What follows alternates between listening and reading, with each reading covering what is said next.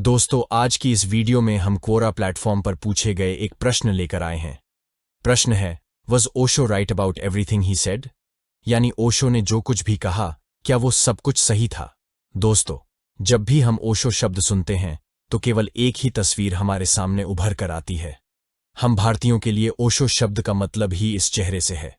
इन्हें आचार्य रजनीश या भगवान रजनीश के नाम से भी जाना जाता है। वैसे इनका मूल नाम था चंद्र मोहन जैन। इनका जन्म मध्य प्रदेश के एक जैन परिवार में हुआ था। दोस्तों, आचार्य रजनीश ओशो पर हम कभी अलग से एक वीडियो लेकर आएंगे, क्योंकि इनके बारे में हमारे पास कहने के लिए बहुत कुछ है। ओशो दार्शनिक थे या चिंतक, या a very well read person, या स्कॉलर, या हिप्नोटिस्ट, या जादूगर, ये कहना बहुत मुश्किल है। इसलिए इस वीडियो में हम प्रश्न पर ही टिके रहते हैं। प्रश्न ये है कि ओशो यानी आचार्य रजनीश जी ने जो कुछ भी कहा वो सब कुछ सही था, यानी उन्होंने कुछ भी गलत नहीं कहा।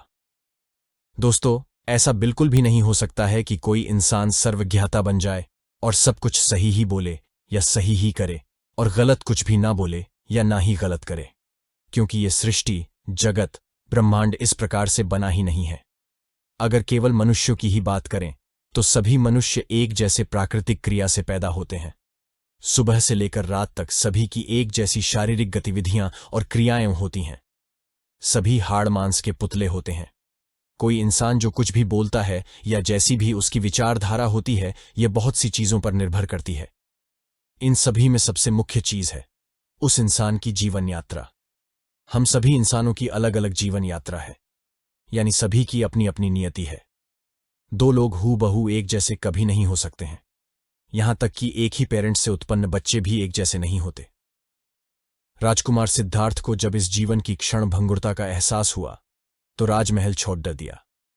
6 वर्ष तक ध्यान तपस्या करके ज्ञान को उपलब्ध हो गए और गौतम बुद्ध नाम से पूरे विश्व में विख्यात हो गए। जिंदगी भर तक सन्यासी जैसा जीवन जिया। आप ऐसे कितने राजकुमारों के बारे में जानते हैं जिन्होंने राजमहल छोड़ा हो और सन्यासी बनकर ज्ञान को प्राप्त हुए? कुछ ही लोग हुए हैं। राजकुमार सिद्धार्थ गौतम बुद्ध बन पाए क्योंकि वे गौतम बुद्ध बनने को ही पैदा हुए थे। इसलिए हर किसी की अपनी अलग जीवन यात्रा है। हर कोई अलग दिमाग के साथ पैदा होता है। हर किसी की जीवन की परिस्थितियां अलग होती हैं। हर किसी का अलग दृष्टिकोण होता है। इन सभी चीजों से मिलकर ही किसी इंसान की विचारधारा बनती है और फिर उसी प्रकार से उसके विचार होते हैं। किसी इंसान की बहुत सी बातों से आप सहमत हो सकते हैं, लेकिन सभी बातों से सहमत होना असंभव है। जहां तक हम ओशो आचार्य रजनीश जी को जान पाए हैं तो ये कहने की जुर्रत कर सकते हैं कि उनके जैसा इंसान 1500 साल में सिर्फ एक बार पैदा होता है। लेकिन ऐसा भी नहीं है कि उन्होंने जो कुछ कहा और किया वह सब सही था। अपने इस कथन को हम ओशो जी की केवल 2 बातों से समझाते हैं। पहली बात है विवाह या शादी को लेकर। ओशो शादी के खिलाफ थे।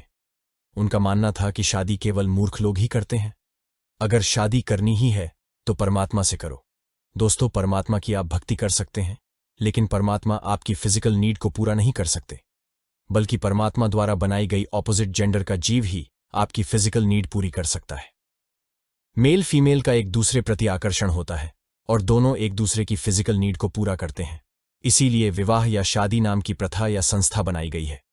माना कि ज्यादातर शादियां समझौता ही होती हैं, लेकिन हमें अपने आसपास कुछ आइडियल कपल दिख जाते हैं जिनका वैवाहिक जीवन ठीक ठाक चल रहा है।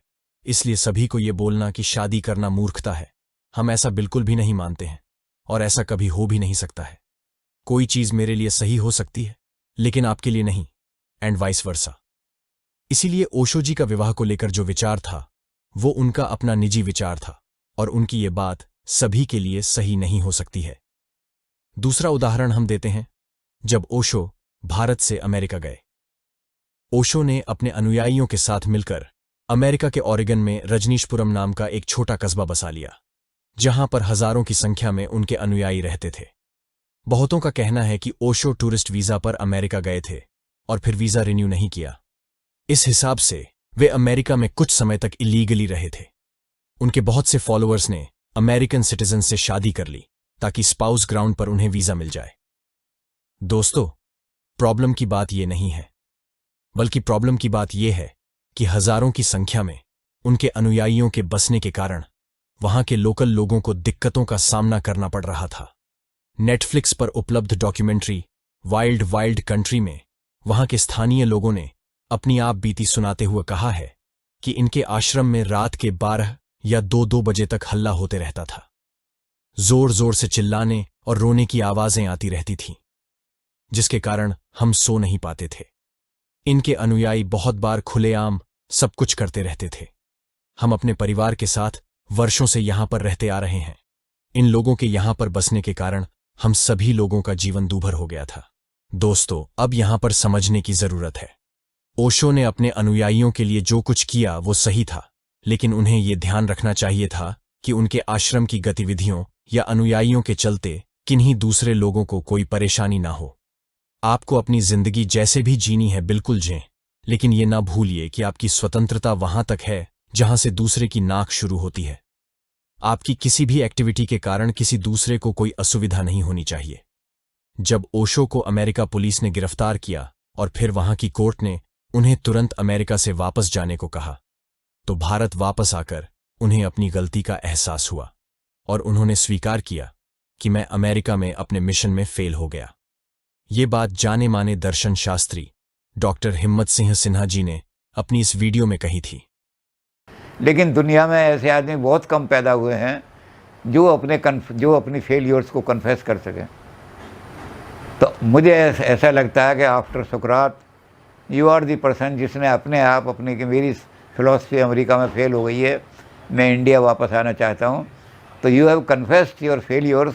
ये मतलब है आप वो आदमी हैं जिसको सुकरात खोज रहा था कि ऐसे आदमी कौन है जिनके अंदर ये करेज हो कि अपनी फेलियर को स्वीकार कर लें। ओशो ने अपनी गलती को स्वीकार किया। यही खूबसूरती होती है महान लोगों की। इसलिए दोस्तों, ओशो भी तो आखिरकार इंसान ही थे। एक इंसान से कभी कोई गलती ना हो ऐसा नहीं हो सकता है, लेकिन उनकी कुछ गलतियों के कारण उनकी महानता पर कोई आंच नहीं आती, क्योंकि ओशो जैसा व्यक्तित्व 1500 सालों में सिर्फ एक बार पैदा होता है। उनके व्यक्तित्व का और उनके विचारों का लोगों पर बहुत प्रभाव है। दोस्तों, ओशो पर, उनके विचारों पर और उनकी फिलॉसफी पर फिर कभी हम अलग से वीडियो लेकर आएंगे।